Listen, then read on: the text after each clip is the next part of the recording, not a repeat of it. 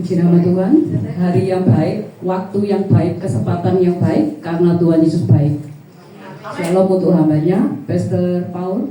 Selamat datang, selamat melayani, Tuhan Yesus memberkati. Berikanlah doa yang terbaik bagi sesama, karena kelak doa itu pula yang akan kembali kepada kita. Mari sebelum kita mulai ibadah kita buka dengan doa.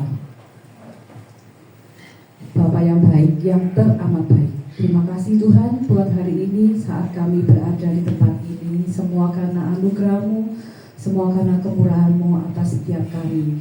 Bapa, kiranya Engkau layakan kami satu persatu untuk bersama-sama memuji, memuliakan nama-Mu Bapa. Namun sebelum itu Bapa, kiranya Engkau ampuni segala dosa kesalahan kami. Engkau layakkan setiap kami untuk datang menghadap kehadiran-Mu. Kami siap untuk membuka ibadah kami pada sore hari ini hanya di dalam nama Tuhan Yesus. Haleluya. Amin.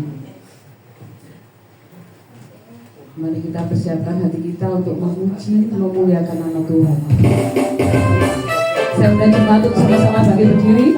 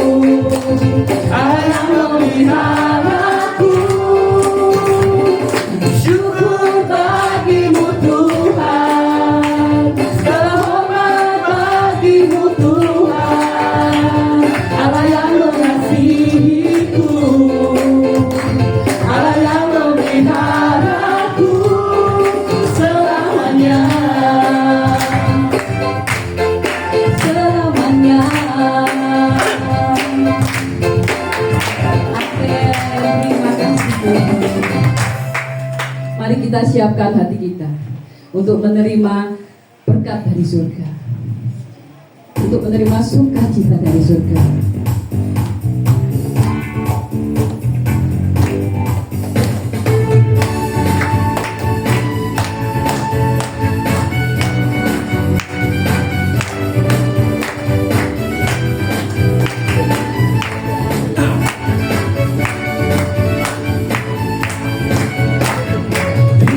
Sukacita surga, itulah kekuatan bagi jiwa.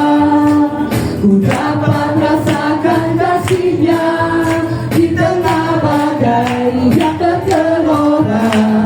Terima sukacita surga, itulah kekuatan bagi jiwa. Ku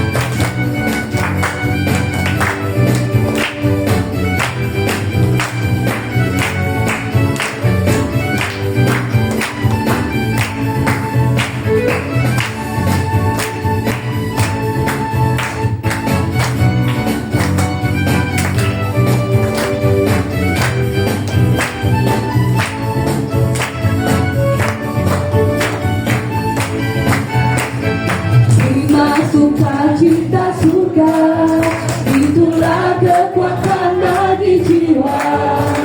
Ku dapat rasakan kasih-Nya di tengah badai yang bergelora. Hikmat sukacita surga, itulah kekuatan bagi jiwa. Ku dapat saksikan kuasa-Nya, taklukan badai yang bergelora. Haleluya, Kau ada dalam hatiku, takkan patah semangatku, takkan hilang kekuatanku. Haleluya, ku mau bersorak bagimu, sukacita surga nyata penuhiku. Haleluya, Kau ada dalam hatiku, takkan patah semangatku, takkan hilang kekuatanku. Haleluya, ku mau bersorak bagimu, sukacita surga nyata penuhiku. Sukacita surga nyata penuhiku. Sukacita surga nyata penuhiku. Berikan kemuliaan terbaik kepada kita. Haleluya, terima kasih Tuhan. Saya persilakan jemaat untuk kembali duduk.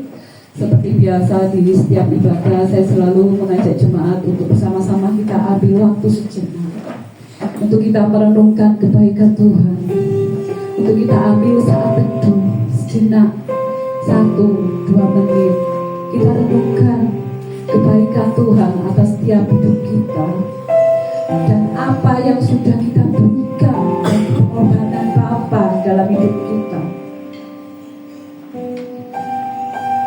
Yang mau menyembah silakan, saya tidak melarang. Mari sama-sama kita berikan yang terbaik, berikan hati yang terbaik. Tuhan Yesus baik.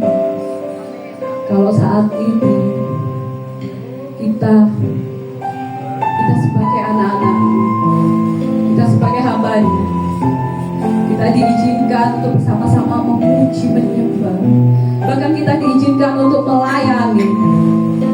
Bahkan Tuhan mengatakan kita lebih cintanya, suatu hal yang kadang tidak bisa kita pikirkan. Begitu berharganya kita di mata Bapa. Terima kasih Tuhan. Hari demi hari rasa syukur kami selalu mengucap syukur atas segala kebaikan-Mu. Kami tidak mampu melakukan apa-apa, kami tidak memiliki kekuatan apa-apa Tuhan. Semua karena kebaikan-Mu, semua karena kemurahan-Mu Tuhan. Engkau layakkan setiap kami untuk kami datang ke hadirat-Mu Tuhan. Padahal Engkau tahu begitu banyak kesalahan, begitu banyak dosa dalam hidup kami, tapi Engkau sanggup mengampuni kami. Engkau telah mengampuni kami. Bapa, begitu besar pengorbanan-Mu atas hidup kami. Tidak ada Bapa seperti Engkau, tidak ada Allah seperti Engkau. Begitu berharganya hidup kami bagi Tuhan. Karena itu Bapa, Engkau tilik tiap hati kami, Engkau selidiki setiap hidup kami, agar kami tetap melangkah di jalan-Mu, agar kami tetap dapat berjalan sesuai kehendak-Mu Tuhan. Terima kasih Tuhan, terima kasih Tuhan. Haleluya Yesus, haleluya. Ini kami Tuhan, ini hidup kami Bapa. Terima kasih Tuhan. Mari kita siapkan hati kita untuk kebenaran firman Tuhan. Ya Yesus, terima kasih. Kami buka hati kami Tuhan. Kami siap untuk duduk diam. karena Engkau adalah Tuhan dan Juru Selamat kami.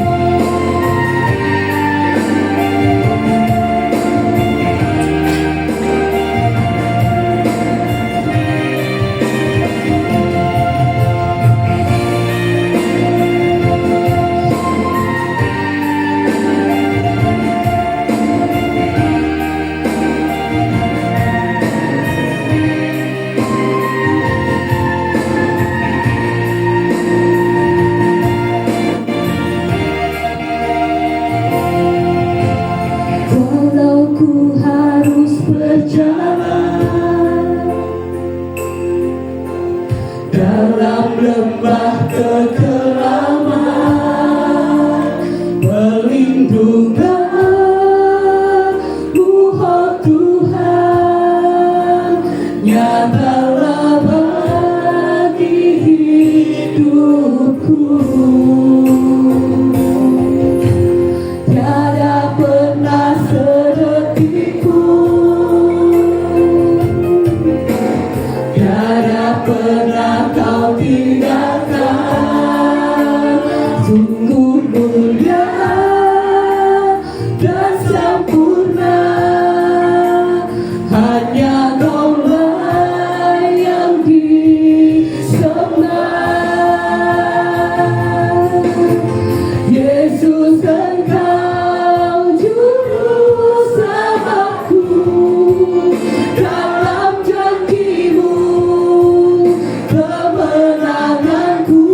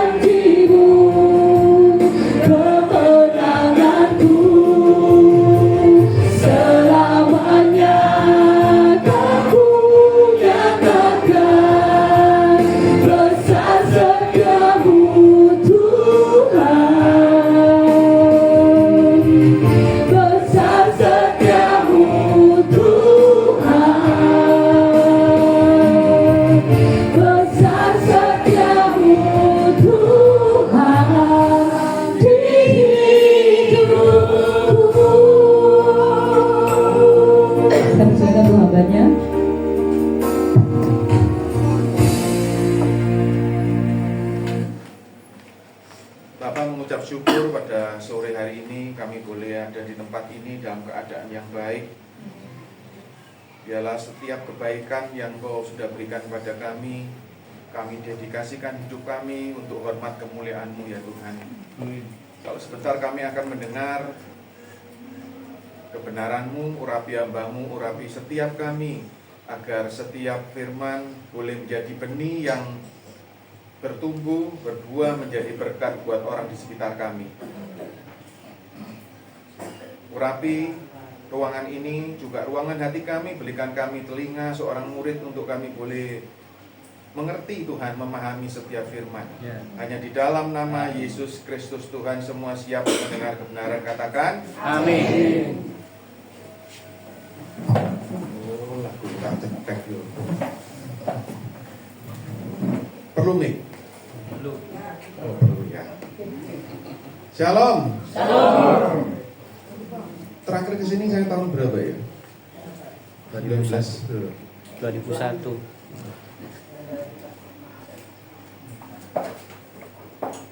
Saya akan ajak saudara melihat di dalam Lukas 19 ayat yang pertama sampai ayat yang ke-10. Ini kisah sekolah minggu. Judul perikopnya adalah Sakeus.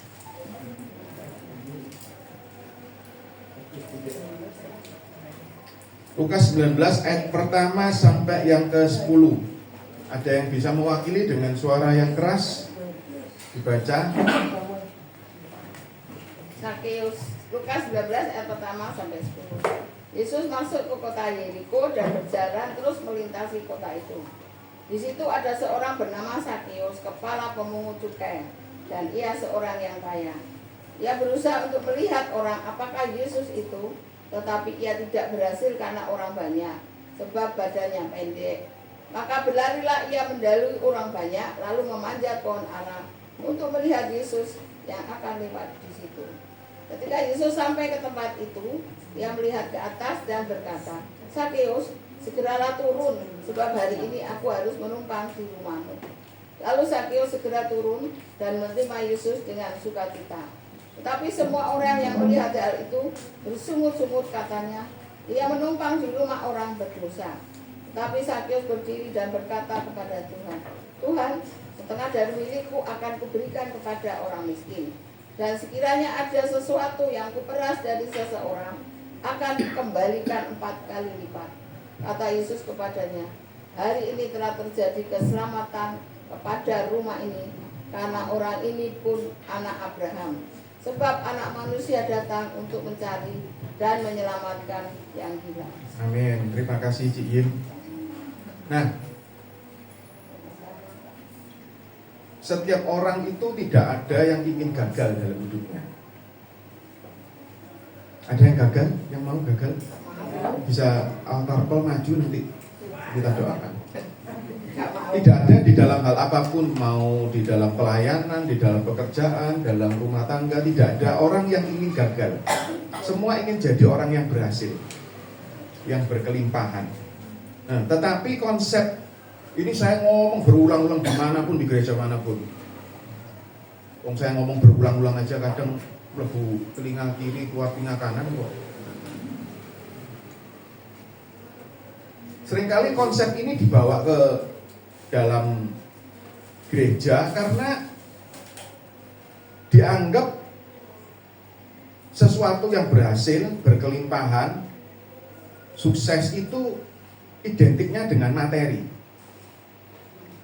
Selalu identik dengan materi. Sehingga apa? Sehingga ada banyak jemaat yang kemudian kecewa dengan hamba Tuhan, kecewa dengan gereja. Nah, sebelum saya masuk, karena ini panjang, saya akan kupas satu persatu ayat. Ada 10 ayat.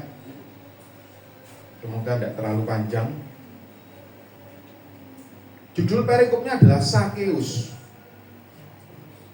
Nah, arti kata Sakeus, kalau saudara cek di dalam bahasa Ibrani, itu artinya adalah murni dan saleh. Tidak tahu arti nama saudara? Mungkin Pak Matius tahu artinya Matius? Nah, Tetapi Sakeus ini artinya itu murni dan saleh.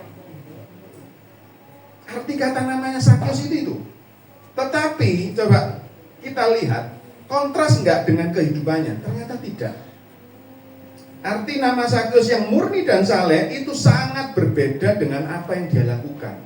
Karena saat itu pekerjaannya adalah pemungut cukai, penarik pajak. Nah, kita melihat di ayat yang pertama dulu. Yesus masuk ke kota Yeriko dan berjalan terus melintasi kota itu.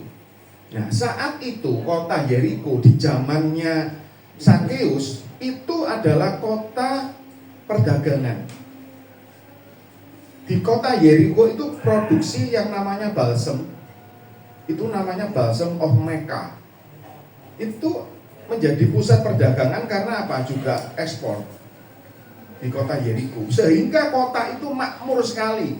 Kota itu kaya raya sekali. Dan itu imbasnya adalah apa? Nama Sakeus itu pasti bukan sembarang pejabat penarik pajak yang ecek-ecek. Sampai ditulis sebuah nama, ini minimal dia kepala pajak, kepala pemungut cukai. Dan saat itu pasti karena kota itu adalah kota yang kaya, Sakeus hidupnya berkelimpahan karena hasil dari dia memungut cukai.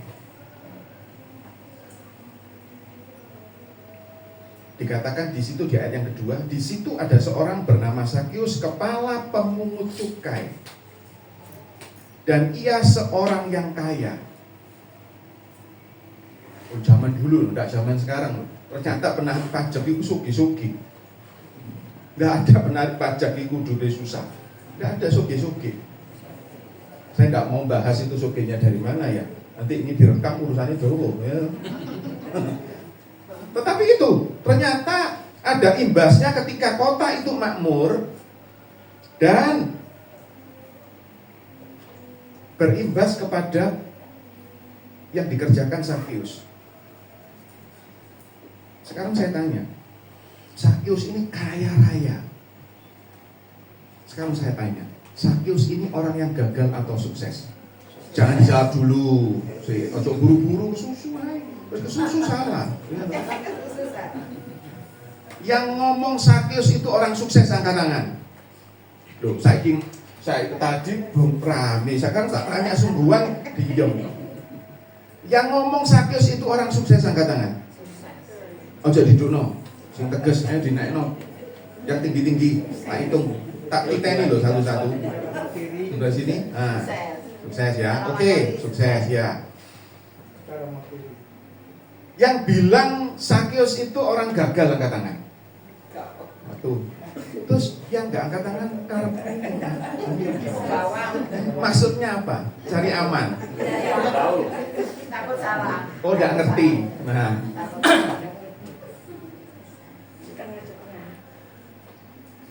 kalau saudara melihat, ya nanti kita akan melihat ayat-ayat selanjutnya. Kalau saudara punya ada orang yang sukses yang berhasil ya, itu pasti banyak fansnya, betul?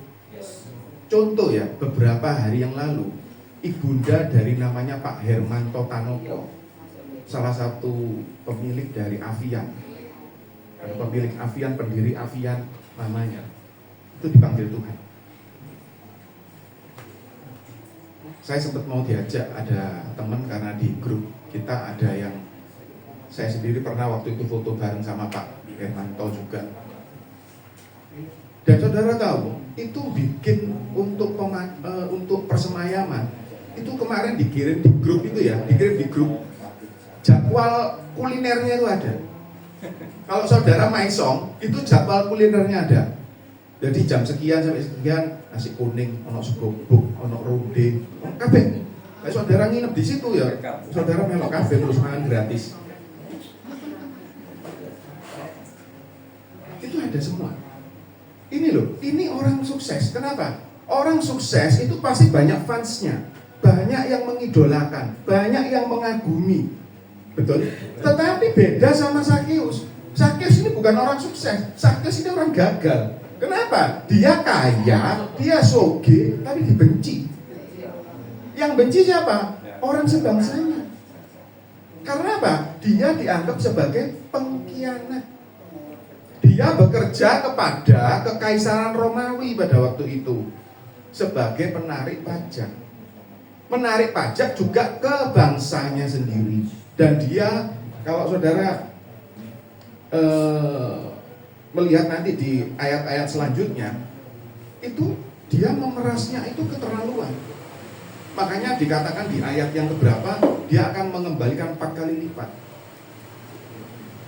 Dia bukan orang yang sukses, dia orang yang gagal. Makanya saya ngomong di awal, bahwa seringkali konsep sukses itu dianggap bahwa berhasil secara materi. Tetapi konsep sukses di dalam kekristenan itu berbeda. Nah, tetapi ketika saya mempelajari ini, Sakyus itu ternyata orang yang berhasil.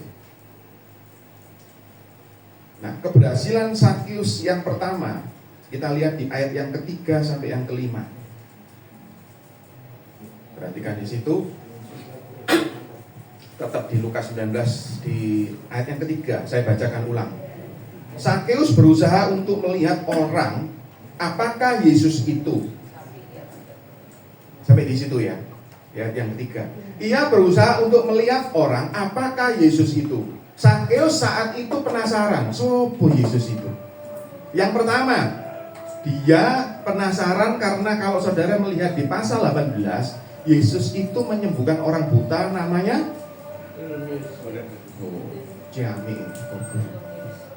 Bartimeus. Siapa Yesus ini? Kok hebat? Masuk ke kota Yeriko menyembuhkan orang buta. Nah, bukan itu saja. Bisa jadi Sakyus itu penasaran siapa, karena dikatakan di situ ia ingin melihat orang apakah Yesus itu. Orang kayak model apa Yesus itu. Karena ada satu murid Yesus yang kerjaannya sama dengan Sakyus, sama-sama pemungut cukai. Siapa namanya? Siapa? Oh, pinter. Lulus baca Alkitabnya. Nah, ternyata ada satu murid Yesus, Matius, itu juga pemungut cukai. Bisa jadi Sakyus itu dikatakan ia berusaha untuk melihat orang apakah Yesus, karena dia penasaran. Kaya apa Yesus ini? Sama-sama pemungut cukai, bisa didadekno murid. Aku lho dibenci mbek bangsaku. Hari itu dia sangat penasaran. Dia kepingin tahu Yesus itu kayak apa. Itu awal mulanya. Kenapa sama-sama pemungut cukai, tetapi Yesus mau menerima Matius jadi muridnya, sedangkan aku dijauhi oleh bangsaku. Lanjut. Tetapi ia tidak berhasil karena orang banyak serta sebab badannya pendek. Ayat yang keempat. Maka berlarilah ia mendahului orang banyak, lalu memanjat pohon ara untuk melihat Yesus yang akan lewat di situ. Ayat yang kelima, ketika Yesus sampai ke tempat itu, ia melihat ke atas dan berkata, Sakyus, segeralah turun, sebab hari ini aku harus menumpang di rumahmu. Keberhasilan Sakyus yang pertama adalah dia berjumpa dengan Yesus secara pribadi. Ada seseorang namanya Blaise Pascal.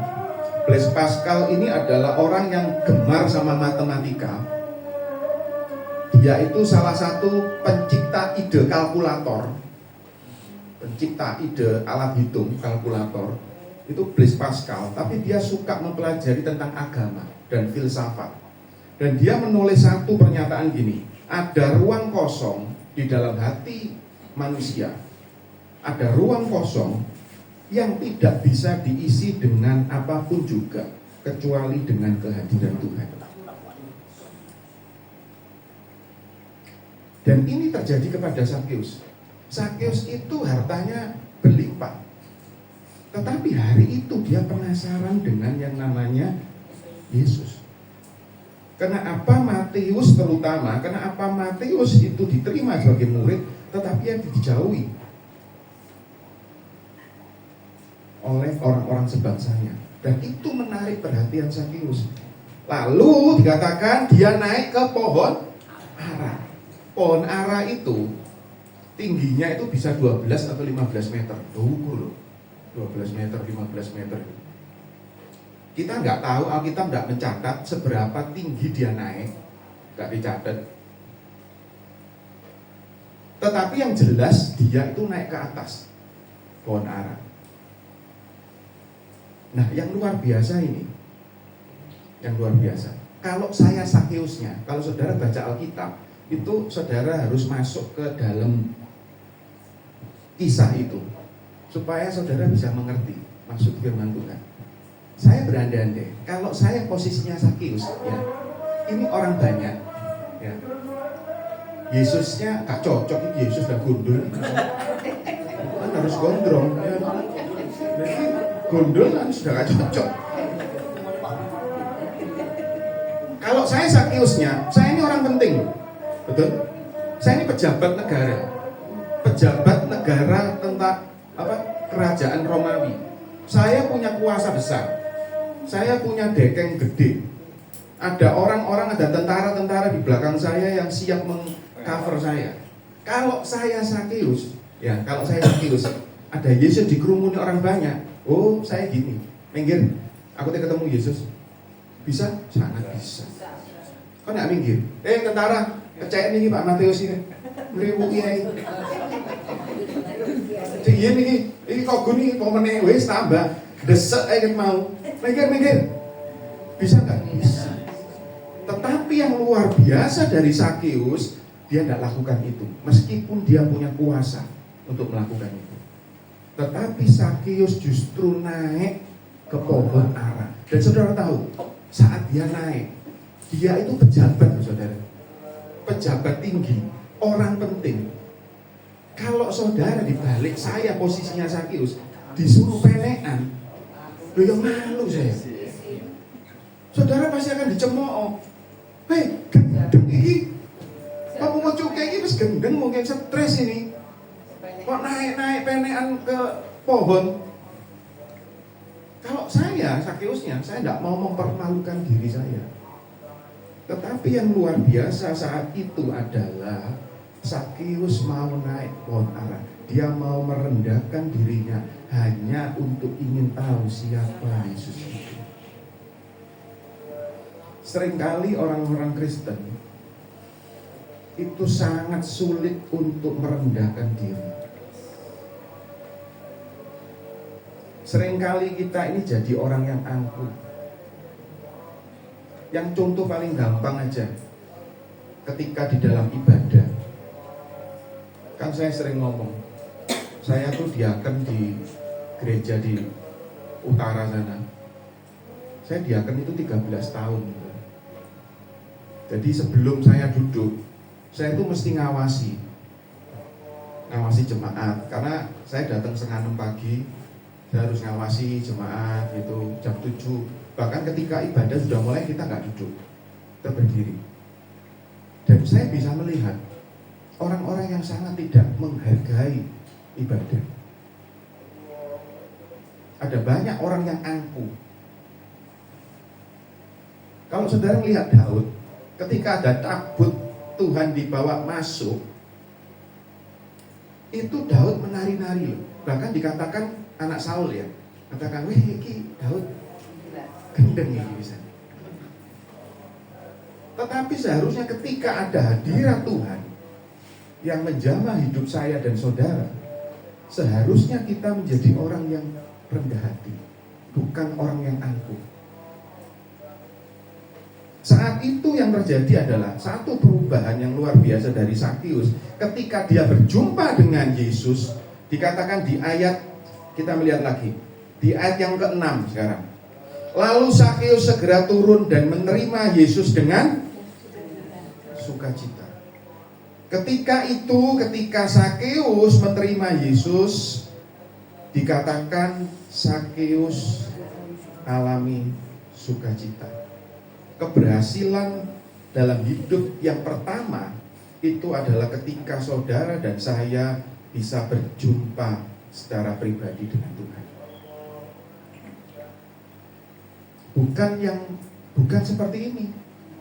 Seperti ini boleh secara korporat di gereja, di persekutuan, boleh. Tapi lebih dari itu, ketika saudara seorang diri di rumah, ketika saudara punya pekerjaan, ketika saudara punya keluarga, di saat itulah integritas kita sebagai orang Kristen itu yang menentukan. Kalau di orang banyak, saudara bisa. Kita bisa pura-pura, saya pun bisa pura-pura, angkat tangan, nuangis, bisa supaya dilihat orang. Sakeus saat itu punya kesempatan loh untuk menunjukkan kuasanya, tetapi dia tidak lakukan itu. Justru dia mempermalukan dirinya. Bukan saat seperti ini. Oke, kalau saat seperti ini memang saudara dilawat Tuhan, saudara ngangkat tangan, saudara menyembah dengan luar biasa, Tuhan melawat saudara. Oke, tapi apakah itu juga yang terjadi ketika saudara sendirian? Saudara bersama dengan keluarga, saudara bersama dengan orang-orang mungkin yang bekerja sama dengan saudara di dalam pekerjaan. Apakah engkau tetap seperti itu? Jika tidak, perlu dipertanyakan, apakah saudara dan saya sudah bertemu Yesus secara pribadi atau belum? Karena itu yang terutama. Kalau kekristenan saudara cuma sekedar ibadah, selesai, dan itu dianggap bahwa iya hari Minggu waktunya aku ke gereja, hari Rabu aku waktu ini komsel, selesai. Itu sangat mengenaskan. Tetapi keberhasilan saudara dan saya di dalam hidup itu bukan cuma hanya sekedar itu. Ibadah itu baik. Ibadah baik. Loh, ada teman saya itu yang tidak mau ibadah. Sampai sekarang online terus. Sampai sekarang online terus. Saya guyoni gini. Loh, lah kon online terus karena ada faktor di belakangnya, dia kepahitan dengan hamba Tuhan. Lalu online terus kamu pacaran ya, punya pacaran, terus online terus saya pacaran nih kayak video call dok, kapan ketemu nih? Ketemu nih gak tahu terus kapan meritnya, tunangannya kapan? Online dok, iso tak? Ono tak pernikahan pakai video call dok ini? Wes ya kawin ya sah suami istri, terus video call bertiga sama pendetanya gitu. Belum pernah ada loh, kalau ada bisa viral loh. Kalau kita masih beribadah itu baik, tetapi jangan kita beranggap bahwa ibadah itu berarti kita selesai. Kemarin waktu di malam saya juga salah satu mengutip ini, tetapi dari wali padahal malam siapa?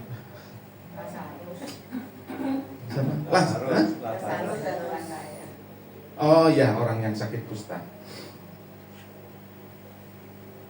Keberhasilan saudara dan saya adalah ketika saudara bisa berjumpa dengan Tuhan secara pribadi. Makanya kalau saudara perhatikan, ketika saudara membaca Mazmur, memang Daud itu pernah jatuh dalam dosa yang berat. Kalau tidur dengan istrinya orang, itu sudah ya dosa yang ya banyak orang yang melakukan itu. Ya. Tetapi dia nggak cuma melakukan itu. Dia merancang supaya apa? Bojone iki cek mati. Itu jahat banget.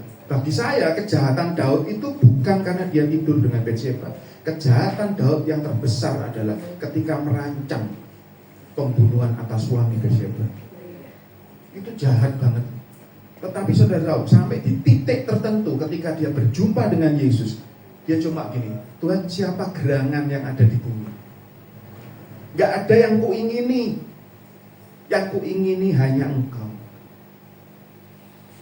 Kemarin saya cerita, saudara harus masuk kepada kekristenan itu yang gini loh. Cuma kepingin itu Yesus tok, gak ada yang lain. Hari itu Sakeus pun sama. Tidak ada yang diingini dari Sakeus, tidak ada. Dia cuma ingin ketemu Yesus itu seperti apa. Dia cuma itu toh. Dia tidak minta apa-apa. Dia tidak pernah mengucapkan Yesus. Dia bisa nggak? Ada di atas itu dia yang berteriak, Yesus mampir ke rumahku. Rumahku akan makanan, tempatnya gede. Bisa nggak? Bisa. Dia tidak. Tapi saat itu justru Yesus yang punya inisiatif untuk turun. Aku mau menumpang di rumahmu. Itu yang luar biasa. Biarlah ini jadi satu pembelajaran buat saya dan saudara, bahwa pengiringan kita, keberhasilan kita adalah ketika saudara dan saya berjumpa dengan Yesus. Gak ingin yang lain. Amin. Sekarang kita melihat di ayat yang ke-7 dan 8. Ini yang luar biasa lagi. Tetapi semua orang yang melihat hal itu bersungut-sungut. Sampai di situ, lihat. Kalau orang sudah alami berjumpaan dengan Yesus, ya, pasti ada banyak orang yang tidak suka. Saya dulu sekitar tahun berapa ya? Saya ini kan bulu tangkis mulai kecil. Saya itu tahun 2001 awal, saya itu berhenti tidak mau taruhan. Makanya sekarang saya ini bergurau ya. Sekarang ini teman-teman itu kalau taruhan itu 100.000 gegeran. Saya zaman di bawah tahun 2000, emas waktu itu berapa? Saya lupa ya, emas waktu itu berapa? Di bawah tahun 2000. Kita taruhan itu ya, satu partai itu bisa 600.000. Lah emas zaman itu berapa? Saya di tahun 2001 saya memutuskan saya berhenti tidak mau taruhan. Tapi mainku tetap bodoh. Tidak mungkin bola iso tak jumuk kata jumuk. Saudara tahu, saya dijauhi, saya nggak dijak main. Saudara, ketika saudara alami perjumpaan dengan Yesus secara pribadi, pasti ada orang-orang yang menjauhi saudara. Ayat ini dikatakan, semua orang bersungut-sungut, ia menumpang di rumah orang berdosa. Saya lanjut. Tetapi Sakeus berdiri dan berkata kepada Tuhan, Tuhan, setengah dari milikku akan kuberikan kepada orang miskin, dan sekiranya ada sesuatu yang kuperas dari seseorang, akan kukembalikan 4 kali lipat. Keberhasilan yang kedua dari Sakeus adalah pribadinya diubahkan. Bukan cuma dia bertemu dengan Yesus secara pribadi, tetapi pribadinya diubahkan. Dan yang luar biasa di ayat yang ke-8, saya tanya saudara, yang diperas dari Sakeus itu orang miskin atau bukan? Ya, mulai bingung. Nah, saya tanya, yang diperas dari Sakeus itu orang miskin atau bukan? Jadi melarat sing diperas apane lho. Wis entek wisan. Ya kan apa-apane to, wis melarat miskin kok atene diperes lho, entek lho. Dia tidak pernah memeras orang miskin.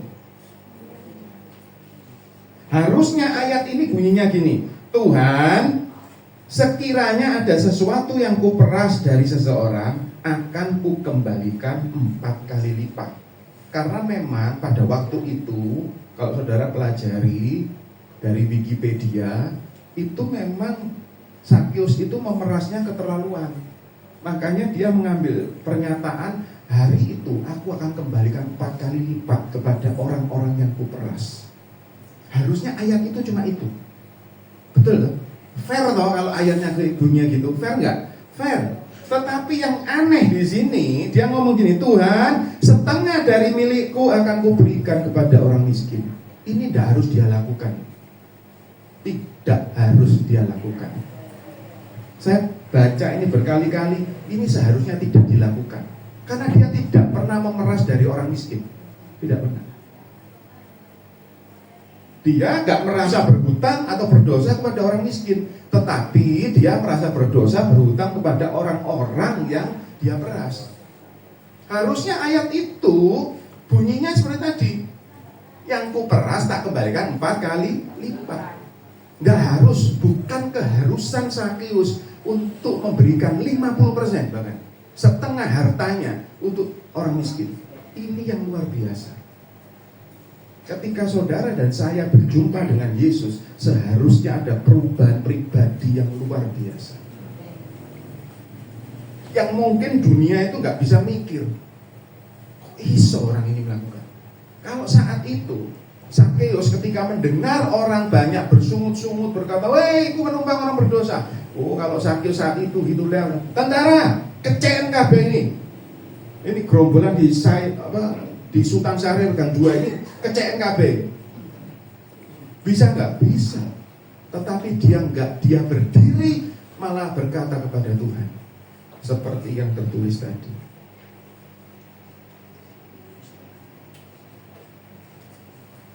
Seharusnya ketika saudara berjumpa dengan Yesus, ada pribadi yang diubahkan. Kalau engkau berkata, aku berjumpa dengan Tuhan, tetapi pribadi karakter kita nggak pernah diubahkan, bohong. Dan saudara lihat kisah itu ya, lihat Yesus itu tidak khotbah. Saudara menemukan ayatnya, Yesus mengkhotbahi Sakeus, maka Sakeus kemudian sadar dan berdiri. Harusnya ayatnya gitu. Harusnya ayatnya gitu kan. Hari itu Yesus mengajar, kan biasa dia mengajar. Kemudian memberitakan berita keselamatan, kerajaan surga sudah dekat. Karena sebelumnya Yesus menyampaikan itu. Tetapi itu tidak disampaikan Yesus kepada Sakeus.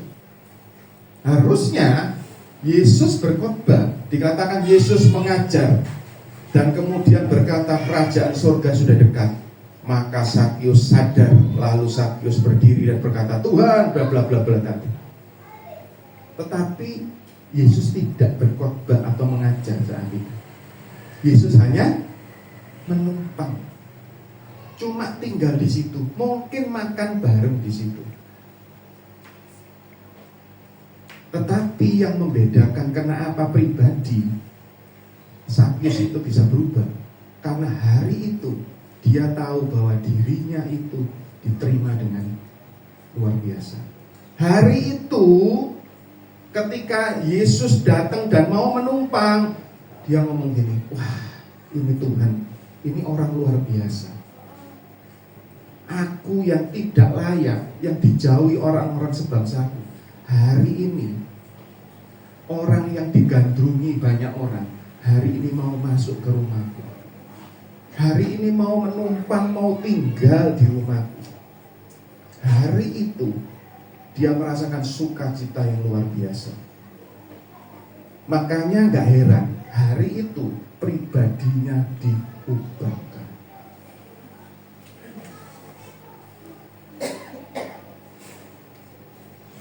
Kalau saudara mendengar kisah, Yesus berkata, kalau engkau ditampar pipi, ayo pipi kanan apa kiri dulu? Hah? Ayo, ditampar pipi mana dulu? Hah? Oh, kok kesuwen? Bisa bingung, wis kanan kiri. Yesus berkata gini, kalau seseorang menampar pipi kananmu, berikan pipi kirimu. Ini adalah sesuatu yang sangat gak masuk akal juga. Makanya Sakeus itu melakukan persis seperti yang Yesus lakukan. Dia melakukan sesuatu yang di luar nalar. Dan seharusnya itu, ketika saudara ada di posisi Sakeus, ketika engkau tahu bahwa dirimu dihargai, engkau berjumpa dengan Yesus, engkau alami sukacita, pribadi kita itu harus berubah. Dan berubahnya itu kontras. Sakeus dari orang yang kejam menjadi orang yang sangat murah hati. Di dalam tradisi Yudaisme itu arti menampar. Permisi, kok gunanya tak kayak contoh ya? Tapi gak tak tabuk, enggak. Enggak. Mek tak tempeli. Nah. Madep sana, madep sana. Jadi di dalam tradisi wis wedi deh. Soalnya ini biasanya megangi barbel, jadi Lumayan. nah, lumayan lah ya.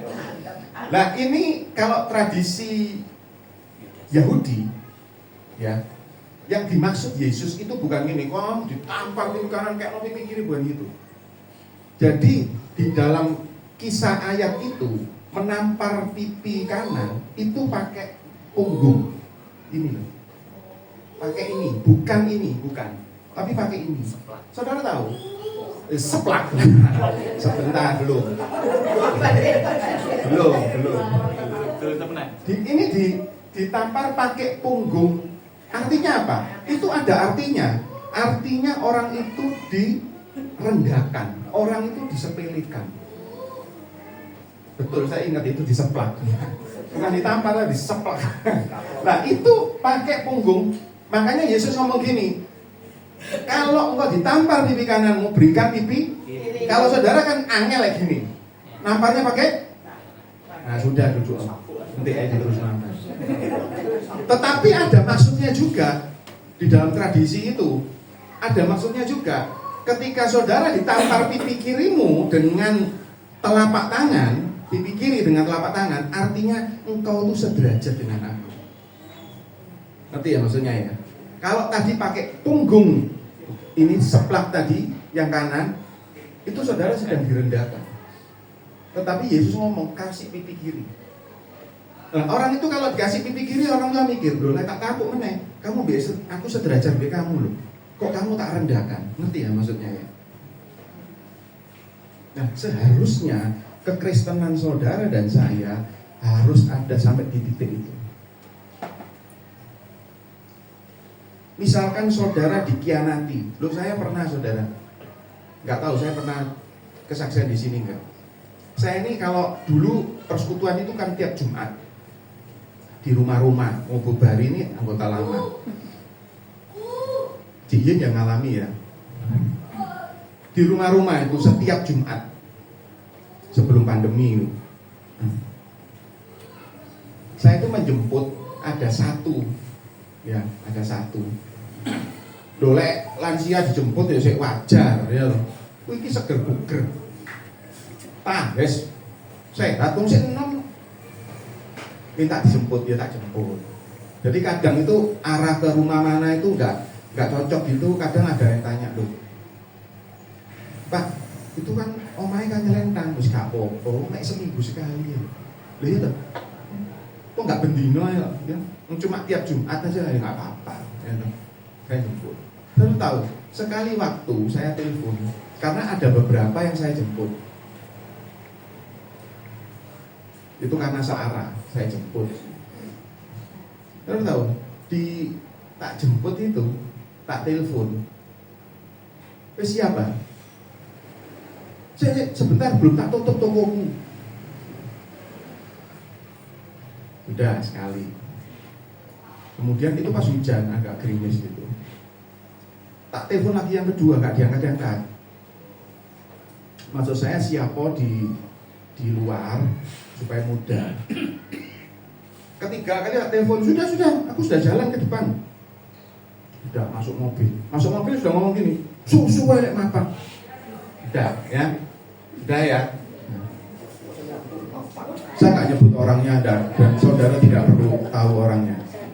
Dan saudara tahu pada waktu kita ibadah sudah mulai bla bla bla selesai, kemudian kan kita fellowship makan bareng. Ini di meja makan karena beberapa ada yang duduk di sana, kita waktu itu di rumahnya agak gede, jadi kita duduknya bisa di mana-mana, ada di sofa, di apalah. Itu ada di meja makan gitu. Saya duduk. Lalu dia deketin, dia ngomong gini, "Kok lain waktu lek jemput lo aja buru-buru. Aku kan gurung beres kerjaanku." Itu ngomong tuh di depan orang banyak. Kalau saudara jadi saya, kira-kira saudara apa? Seplak.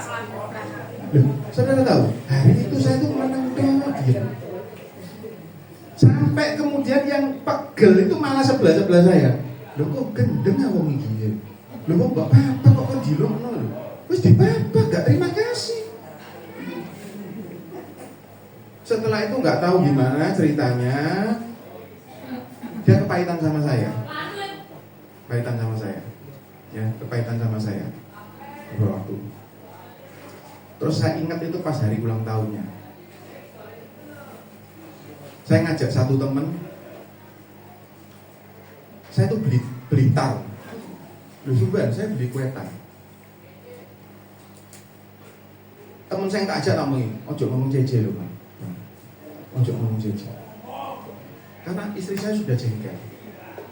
Oh ini loh, goblok iki wong iki.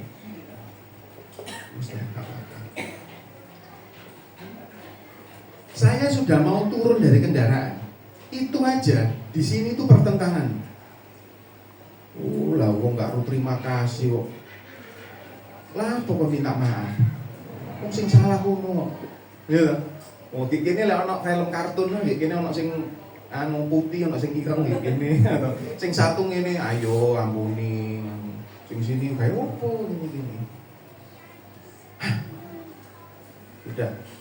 Akhirnya saya turun. Saya datang. Saya ngomong happy birthday ya. Oh ya, makasih kok. Oh ya, aku minta maaf ya kalau selama ini aku ada salah.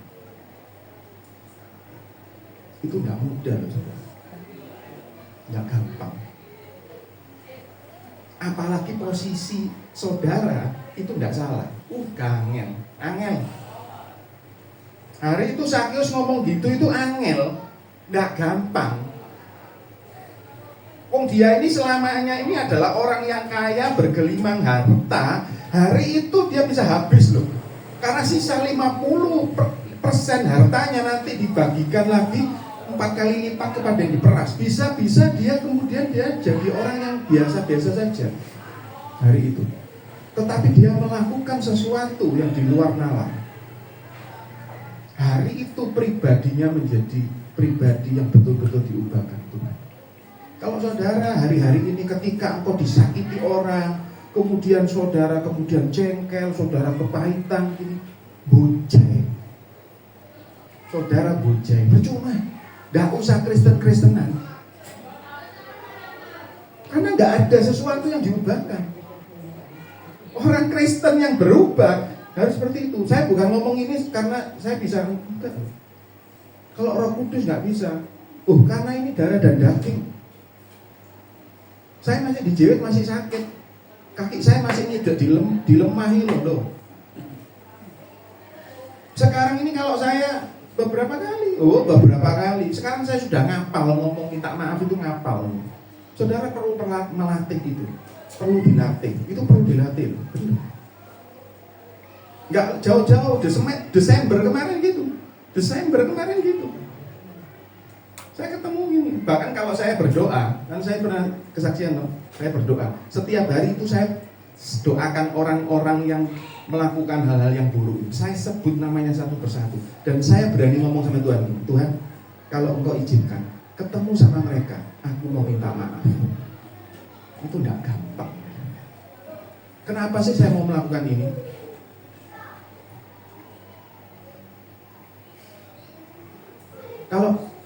Sekali lagi, kalau kekristenan kita hanya sama dengan yang lain, ketika engkau disakiti, engkau membalas menyakiti, engkau dikhianati, engkau membalas mengkhianati, tidak perlu Yesus. Hapus saja Yesus dalam hidup kita. Makanya Yesus bisa ngomong, ampuni mereka, karena mereka tidak mengerti apa yang mereka perbuat. Itu perkataan yang di luar nalar.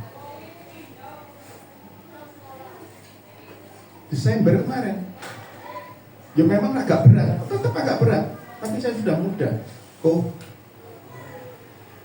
Minta maaf ya. Orangnya tak minta maaf,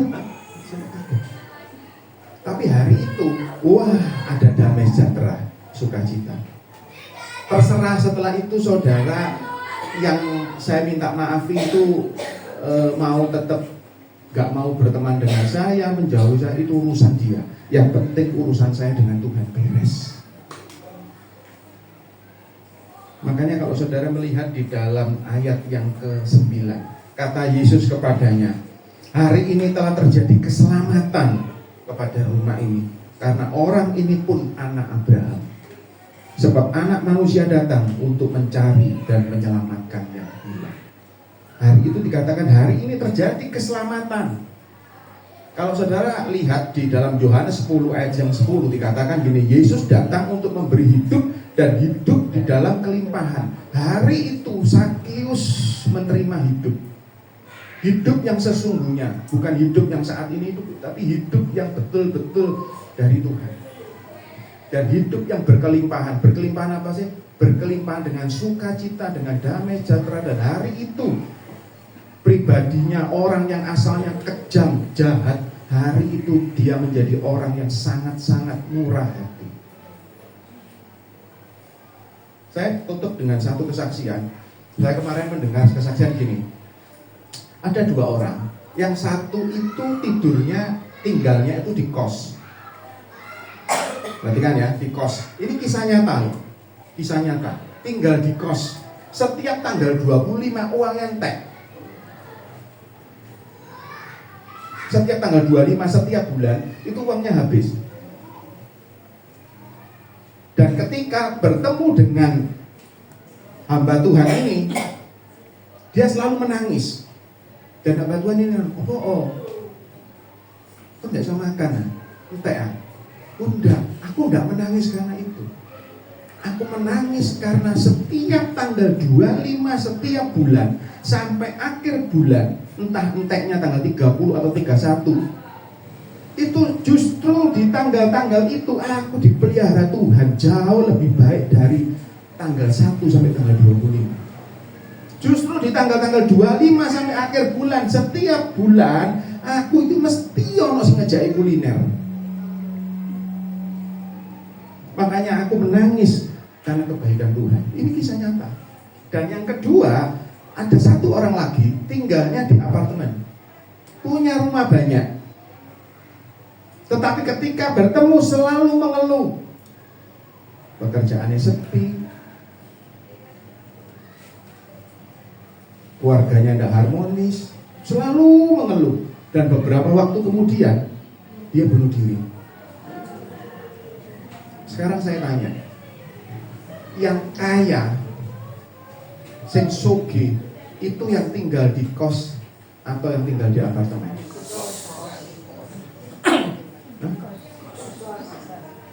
Artinya apa?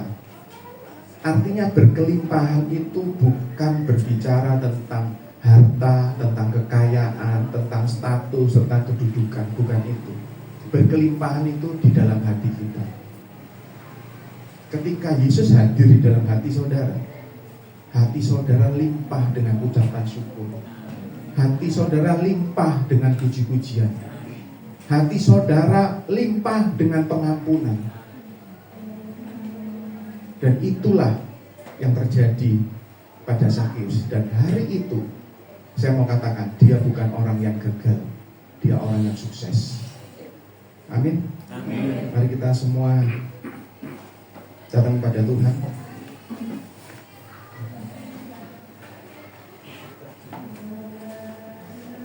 Bapak, hari ini kami belajar tentang sosok Sakeus Tuhan. Dia mungkin berlimpah harta, dia kaya, tetapi dia dijauhi oleh orang-orang sebangsanya. Tetapi yang luar biasa, hari ini kami melihat ada keberhasilan di dalam hidup Sakeus. Yang pertama, dia berjumpa dengan engkau secara pribadi. Hari ini pastikan Tuhan pada setiap kami, dimanapun kami berada Tuhan, biar betul-betul hidup kami sudah berjumpa dengan engkau secara pribadi. Kekristenan itu bukan berbicara tentang ibadah, bukan berbicara tentang pelayanan. Hidup kekristenan itu adalah ketika kami berjumpa dengan Engkau secara pribadi. Sehingga seperti Daud, tidak ada yang kuingini di surga selain Engkau. Dan biarlah kami juga seperti Sakius Tuhan, ada keberhasilan luar biasa ketika dia berjumpa dengan Engkau. Pribadi Sakius diubahkan dari orang yang sangat jahat, orang yang suka memeras, orang yang menindas. Tetapi hari itu dia menjadi pribadi yang sangat-sangat murah hati. Bahkan dia rela berkorban. Tuhan, hari ini mampukan setiap kami, Tuhan. Engkau datang untuk memberi kami hidup. Ada jaminan. Ketika Engkau datang, ada jaminan kami memiliki hidup itu. Hidup kekal itu adalah jaminan setiap kami, Tuhan. Dan kami percaya saat ini kami hidup pun hidup yang berkelimpahan. Bukan limpah secara harta, secara kekayaan, secara materi, kedudukan, status apapun itu, Tuhan.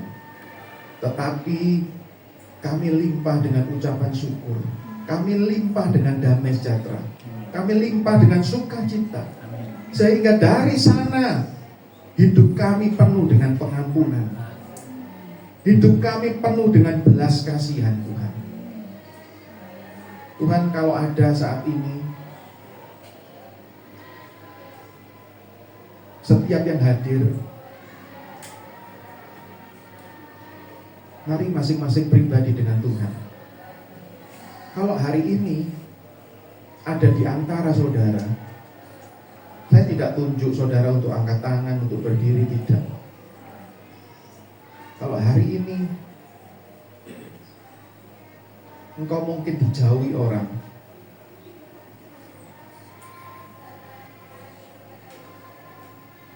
engkau dipandang sebelah mata, bahkan engkau dikhianati, engkau dikecewakan, engkau disalah mengerti, engkau difitnah. Hari ini setiap orang yang alami itu, hari ini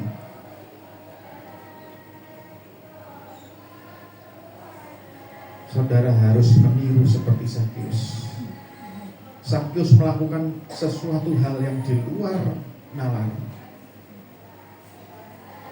Ketika Yesus di atas salib, dia berkata, ampuni, karena mereka tidak mengerti apa yang mereka perbuat. Hari ini kalau engkau alami tadi yang saya sebut, dari tempat duduk saudara, saudara sebut namanya. Saudara tidak perlu menyebut, saudara sebut di dalam hati saudara. Saudara lepaskan pengampunan. Saudara berkati dia.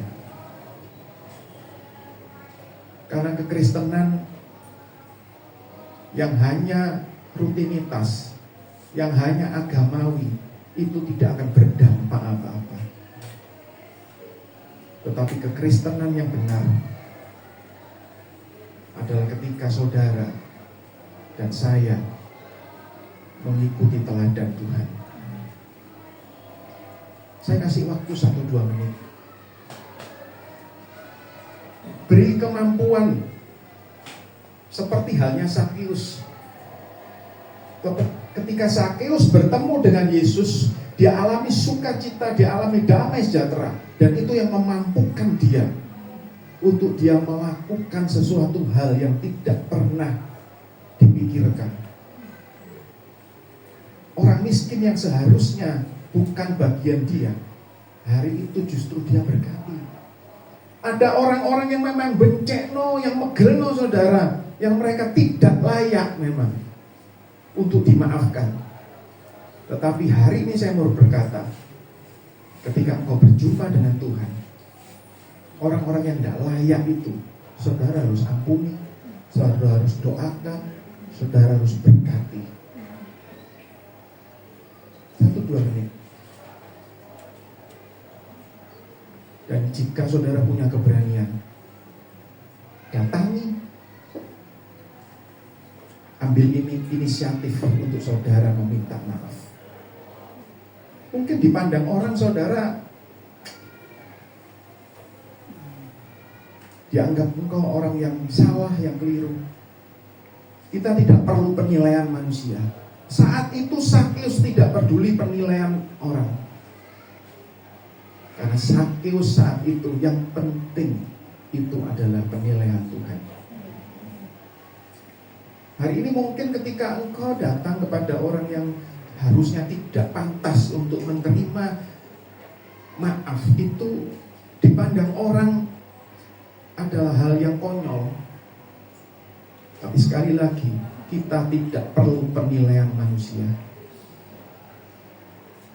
Yang kita perlukan adalah nilai kita di hadapan Tuhan.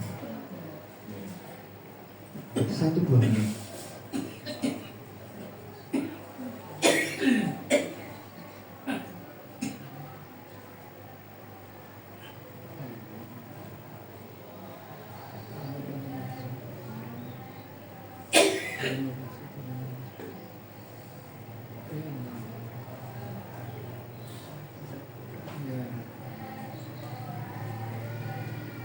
Bapa, berikan kami kekuatan Tuhan untuk kami sanggup melakukan firman-Mu. Firman-Mu itu adalah terang bagi jalan kami Tuhan.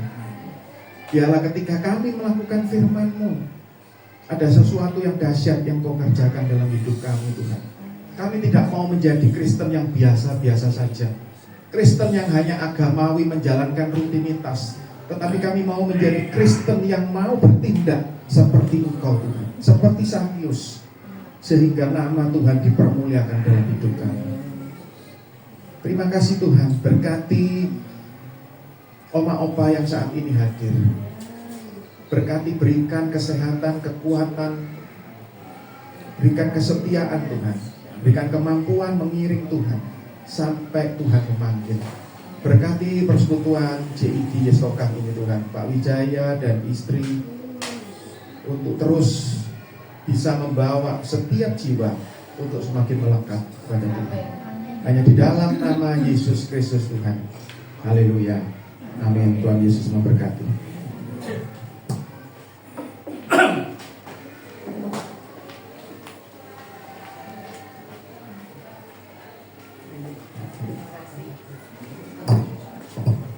Saatnya kita doa syafaat. Saya undang Tante Lili untuk doa syafaat.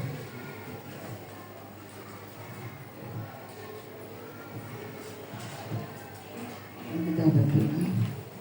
Tuhan, kami bersyukur kepada-Mu selalu pada hari ini. Kami telah mendengarkan kebenaran firman-Mu. Sampaikan oleh hamba-Mu Tuhan. Terima kasih Tuhan buat teguran buat setiap kami. Untuk kami Bapa, saat kami berjumpa dengan Engkau Tuhan, kami percaya Tuhan ada perubahan dalam hidup kami. Kami mengasihi Tuhan. Kami berbuat dan melakukan akan kebenaran firman-Mu yang sudah disampaikan oleh hamba-Mu Tuhan. Memberkati pelayanan hamba-Mu Bapak Paulus Wijaya. Manapun Tuhan berada, biarlah hikmat yang daripada-Mu turun atas segala hidupnya, sehingga Tuhan pelayanannya sungguh-sungguh untuk memuliakan Engkau. Berkati usaha pekerjaannya, berkati keluarganya Tuhan, berkati Tuhan kesehatannya, baik Tuhan Pak Paul, Tuhan istri dan kedua anaknya Tuhan. Kami mengucap syukur Tuhan buat firman-Mu yang begitu Tuhan menegur kepada setiap kami. Untuk kami boleh seperti Sakeus ya Tuhan, senantiasa Tuhan punya kerendahan hati, untuk senantiasa mau berubah melakukan akan kebenaran firman-Mu Tuhan. Terima kasih Tuhan, kami bersyukur. Kami Tuhan, terima kasih buat Tuhan. Tuhan firman yang sudah disampaikan oleh hamba-Mu ini, si hati Engkau sampaikan melalui hamba-Mu pada setiap kami ya Bapa. Kami bersyukur Tuhan, kami saat ini juga Tuhan satukan hati, berdoa buat bangsa dan negara kami. Tuhan, kami minta belas kasih-Mu untuk bangsa kami Tuhan. Buat pemimpin presiden kami sampai yang terbawa Tuhan, Biar takut akan Engkau ada dalam hidup mereka. Engkau yang pegang kendali atas bangsa ini, supaya kedepannya lebih baik lagi Tuhan. Kami percaya Tuhan, kami Tuhan tidak mampu, tapi Tuhan Kau tolong, supaya Tuhan Kau tolong Bapa mereka di dalam melakukan tugas Tuhan, supaya mereka boleh sungguh-sungguh takut akan Engkau. Mereka boleh melakukan tugas Tuhan, tidak mementingkan kepentingan diri mereka sendiri, tapi mementingkan kepentingan rakyat ya Tuhan. Kau membalas kasih-Mu, selamatkan bangsa kami. Biarlah hujan pertobatan turun atas bangsa kami, sehingga banyak jiwa boleh diselamatkan di bangsa kami ya Tuhan. Terima kasih Tuhan, kami memberkati bangsa kami. Kami mengasihi bangsa ini, dan kami percaya Engkau juga mengasihi Tuhan atas bangsa Indonesia ini Tuhan. Kami mengucap syukur Tuhan, kami menyerahkan Tuhan bangsa kami di dalam tangan-Mu. Kami juga saat ini bersatu hati doa buat kota Malang. Kami percaya Tuhan, Kau mengasihi kota kami. Biarlah damai sejahtera-Mu turun atas bangsa kami. Kau memberkati wali kota di kota Malang ini, supaya mereka boleh melakukan tugas juga takut akan Engkau Tuhan. Kami mengucap syukur kalau kami ada di kota Malang. Kami percaya damai sejahtera-Mu Tuhan memberkati Tuhan kota Malang. Tuhan terima kasih, beri keamanan kesejahteraan buat kota kami, juga untuk Tuhan bangsa dan negara kami. Kami mengucap syukur Tuhan. Kami berdoa juga buat gereja di seluruh Indonesia, supaya mereka boleh bersatu di dalam Tuhan, mereka melayani Engkau. Biarlah Tuhan, hamba Tuhan boleh melayani Engkau dengan tulus Tuhan. Mereka hanya untuk memuliakan Engkau. Tuhan tolong Bapa, supaya mereka boleh bergandengan tangan, sehingga banyak jiwa dimenangkan di tiap gereja-gereja di seluruh Indonesia ini ya Tuhan. Kami bersyukur Tuhan. Kami juga berdoa buat persekutuan di tempat ini, persekutuan CIG ya Tuhan. Kau memberkati kami Bapa, kalau kami ada di komunitas ini, itu semua karena anugerah kasih-Mu Tuhan. Kau memberkati Pak Wijaya Tuhan, berkati Cik Yudi yang Bapa yang sudah membawa setiap kami untuk kami boleh datang beribadah di tempat ini. Diberkati usaha pekerjaan Pak Wijaya, diberkati pelayanannya, diberkati kesehatannya Pak Wijaya, Cik Yudi dan ketiga anaknya Tuhan. Engkau memberkati keluarga tempat ini yang sudah membuka tempat itu ini untuk kami bisa beribadah Tuhan. Kami percaya Tuhan, jerih lelah mereka tidak pernah sia-sia. Engkau akan membalas memberkati dengan berlipat kali ganda ya Tuhan. Kami bersyukur Tuhan, kami menyerahkan semuanya di dalam tangan-Mu. Biarlah kami boleh menjadi pelaku kebenaran firman-Mu yang sudah disampaikan oleh hamba-Mu ya Tuhan. Terima kasih Bapa. Kami mengucap syukur, kami serahkan doa permohonan kami yang hanya kami alaskan di dalam nama Tuhan Yesus dan Juru Selamat kami. Haleluya, amin. Pada saatnya kita akan memberikan persembahan, doa persembahan Tante Yeremi.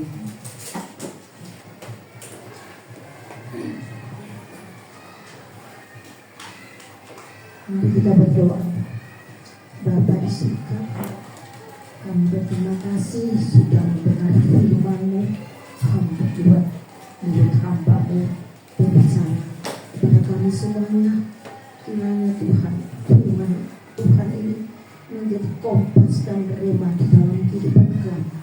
Mampukan kami untuk menjadi pelaku-pelaku firman Tuhan. Ya Roh Kudus yang melumpuhkan hati kami, memberkati hati kami, berikan hati kerendahan hati Tuhan. Biar firman-Mu mau bertumbuh dalam kehidupan kami masing-masing. Ubah kehidupan kami menjadi baru, dan juga Tuhan yang berkarya dalam hati pikiran kami. Hati pikiran kami bisa menjadi milik-Mu Tuhan. Oh Tuhan, Engkau tolong kami semuanya, komunitas CIG ini agar bisa menjadi komunitas yang sesuai dengan kehendak-Mu. Kau baharui kami semuanya agar kami semakin hari semakin lebih berkenan di mata Engkau, dan ibadah kami menjadi ibadah yang menjadi dupa yang harum di hadapan Engkau. Dan sebentar lagi kami akan memberi persembahan. Marilah Tuhan, Kau berkati Tuhan tangan-tangan yang memberi Tuhan, biar apa yang kami beri menjadi Tuhan, menjadi untuk berguna untuk pekerjaan Tuhan. Terima kasih Tuhan, kami mau berdoa dalam nama Tuhan kami Yesus Kristus, dan kami mengucap syukur. Haleluya, amin. Kita akan kembali dengan penuh sukacita.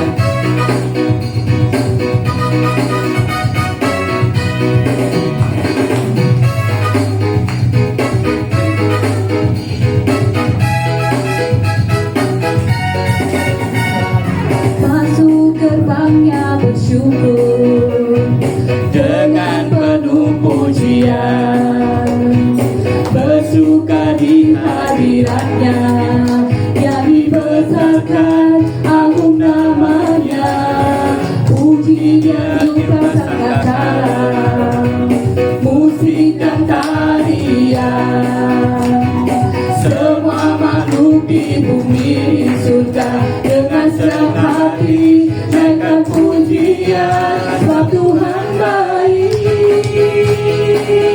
sebab Tuhan baik,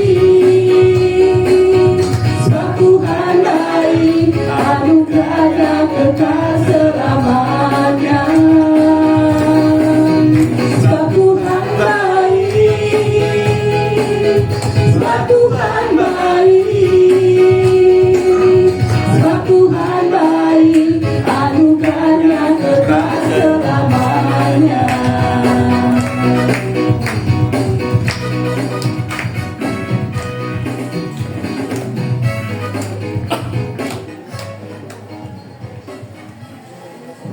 Ya, shalom. Terima kasih buat Pastor Paul Wijoyo ya, buat firman-Nya yang memberkati kita semua ya, kiranya akan jadi rema buat kehidupan kita, terutama pribadi lepas pribadi. Jadi pengumumannya nanti minggu depan saya tidak ada pelayanan karena ini musim hari libur ya, jadi saya mau sama keluarga. Terus tapi saya nanti mau ibadahnya di GTI. Kalau kiranya ada jemaat yang mau gabung, nggak apa-apa ikut. Ya, terus nanti PDK Sivilia tanggal 21, tetap hari Jumat, nanti dilayani sama Pastor Yonas dari Australia. Ya, nanti sama istri Pendeta Maria. Ya, kiranya datang berbondong-bondong. Ya, kiranya nanti bisa menjadi berkat rohani yang sangat luar biasa. Nah, pengumumannya berikutnya nanti nyusul di grup ya. Oke, kita akhiri pada ini, saya undang untuk bangkit berdiri.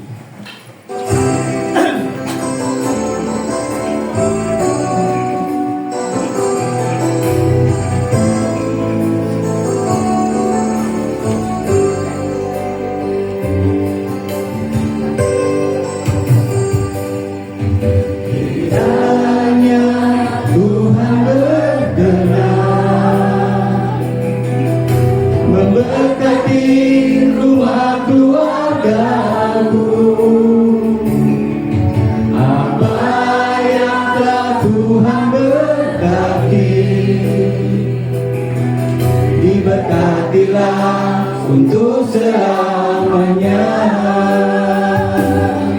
sebab Tuhan melindungi, Tuhan menyinari dengan wajah-Nya,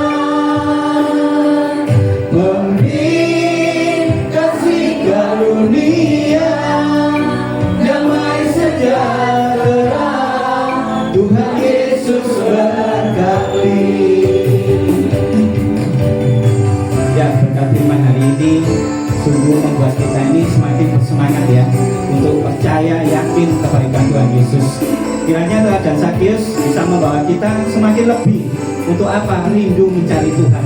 Terutama dengan kita rindu mencari Tuhan, bertemu Tuhan, berarti menjadi seorang Kristen kita harus berubah. Berubahnya total ya. Kiranya firman ini dibawa pulang untuk jadi berkat yang luar biasa.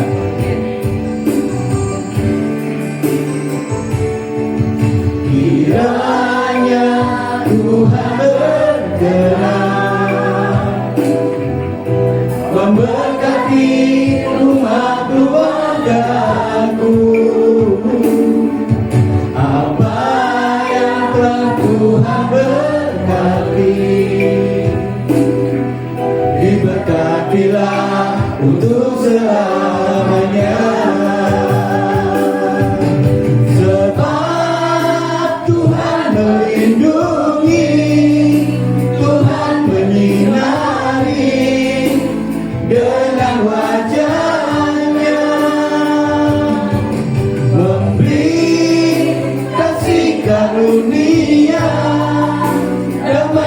sejahtera. Tuhan Yesus berkati.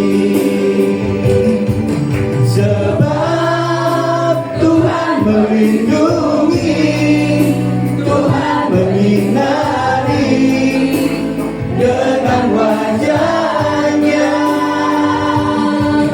memberi kasih karunia, damai sejahtera. Tuhan Yesus berkati. Tuhan Yesus berkati. Ya Allah Bapa, di dalam nama Tuhan Yesus dan pertolongan Roh Kudus, Tuhan, terima kasih Tuhan buat lawatan-Mu di ibadah sore hari ini Tuhan. Engkau sangat luar biasa baik Tuhan. Tuhan, terima kasih Tuhan buat firman-Mu Tuhan, yang memberikan kami kekuatan Tuhan untuk mengikuti teladan Sakius Tuhan. Kiranya teladan Sakius akan dibawa menjadi berkat buat pribadi lepas pribadi jemaat di tempat ini. Terkhusus Tuhan hari ini Tuhan, saya berdoa buat Pendeta Paul Ongko Wijoyo Tuhan. Engkau pakai semakin luar biasa Tuhan. Engkau turunkan hikmat-hikmat yang dahsyat Tuhan. Kiranya akan Kau pakai menjadi teladan kebenaran firman-Mu saja Tuhan. Engkau berkati dalam pekerjaannya Tuhan. Engkau berkati dalam pelayanannya Tuhan. Dan Kau wujudkan Tuhan kebahagiaan di dalam keluarganya Tuhan. Tuhan, ini anak-Mu, jemaat-Mu Tuhan, rindu menerima berkat dari-Mu. Mari kembali dengan iman, dengan hati kita tengadahkan wajah kita, dan kita angkat tangan kita kepada Tuhan. Tuhan memberkati engkau dan melindungi engkau. Tuhan menyinari engkau dengan wajahnya dan memberikan engkau kasih karunia. Tuhan menghadapkan wajahnya kepadamu dan memberikan engkau damai sejahtera. Diberkatilah kesehatanmu, diberkatilah anak cucumu, diberkatilah pekerjaanmu, dan diberkatilah segala bentuk pelayananmu. Kiranya kasih karunia damai sejahtera menyertai kita dari sekarang sampai selama-lamanya. Yang telah menerima berkat dari surga, mari kita sama-sama katakan amin. Silakan Bu Juaria ya, doa masalah.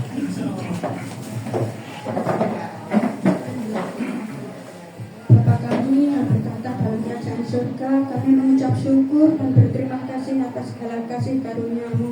Terima kasih buat kesempatan yang terbaik Kau berikan bagi kami Tuhan. Terima kasih buat firman-Mu yang telah disampaikan bagi kami.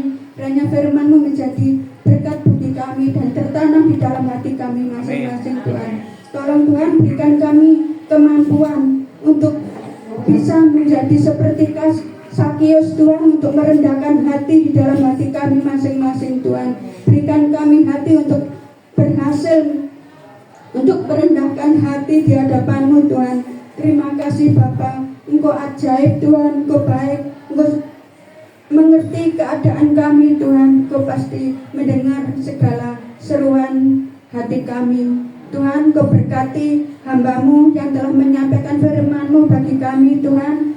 Kiranya memberkati pelayanannya, memberkati pekerjaan usahanya Tuhan, dan Kau memberkati seluruh keluarganya. Kau berkati juga Bapak Wijaya dan seluruh keluarganya Tuhan. Berkati pelayanannya, memberkati usaha pekerjaannya Tuhan, dan memberkati seluruh keluarganya. Dan Kau memberkati seluruh anggota JIG Stokam ini Tuhan. Jadikan kami anak-anak-Mu dan hidup di dalam kebenaran-Mu Tuhan.